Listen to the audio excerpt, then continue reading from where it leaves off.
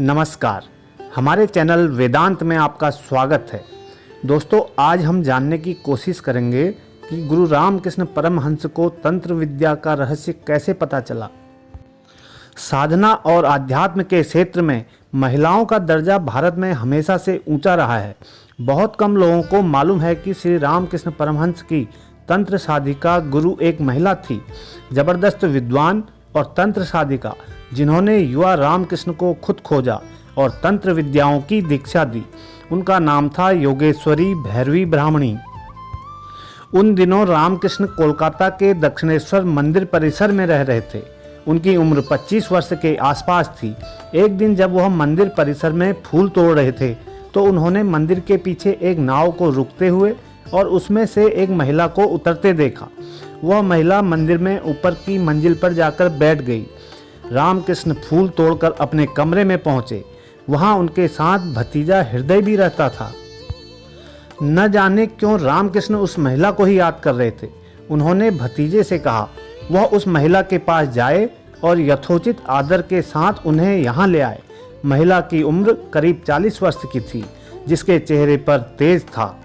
जैसे ही वह कमरे में घुसी तो घुसने से पहले ही ठिठकी, रुकते हुए बोली, तो तुम देखो, मुझको मिल ही गए, मैं तुम्हें ही तलाश रही थी।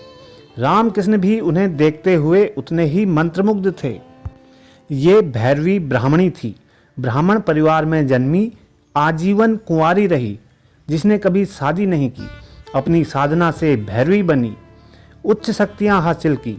हालांकि वह विलक्षण भैरवी थी, तंत्र की उपासक और जानकार, जो कि जबरदस्त विद्वान थी। हाथ में त्रिशूल रखने वाली। उनके साथ रघुवीर शिला होती थी, जिसे वह राम के तौर पर पूजती थी। मतलब वैष्णव होते हुए भी तंत्र की गहरी उपासक थी। भैरव यानी भगवान शंकर को पति की तरह आराध्य मानती थी। हमेशा भगवा साड़ी में रहती थी।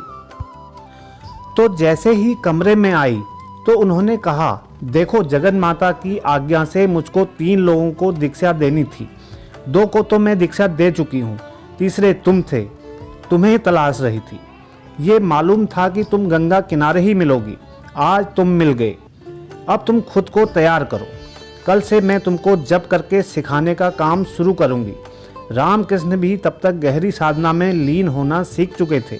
उन्हें भी आभास हो गया कि भैरवी को उनकी गुरु बनाकर भेजा गया है, ताकि वह उन्हें तंत्र विद्याओं से परिचित करा सके। इसके बाद रामकृष्ण ने उन्हें मां मान लिया और उन्होंने बेटा। अगले दिन से जब तप शुरू हुआ तो जब भैरवी ने मंत्र बुदबुदाते हुए रामकृष्ण को उन्हें दोहराने के लिए कहा तो देखा कि वो तुरंत गहरी साधना में चले जाते हैं। ये बात रामकृष्ण को अड़चन लगी, लेकिन भैरवी इस स्थिति में उनके सामने मंत्र पढ़कर तंत्र साधना करती थी। हैरानी की बात यह थी कि इस जप में कई अद्वितीय चीज़ों की जरूरत थी, जिसे वह न जाने कहां से लाती थी। फिर रात में दक्षिणेश्वर मंदिर परिसर में वह रामकृष्ण को गहरी साधना के बीच तंत्र विद्या सिखाते रहती थी।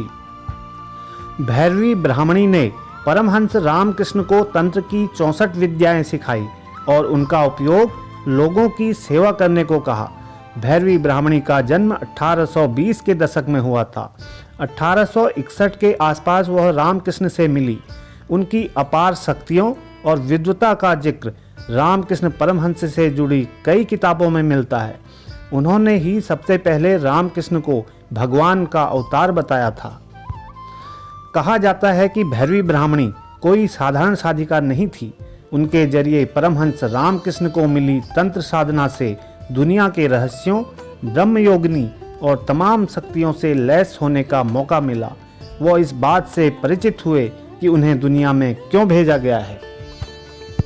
दोस्तों, आज के लिए इतना ही। मिलते हैं एक नए विषय के साथ। धन्यवाद।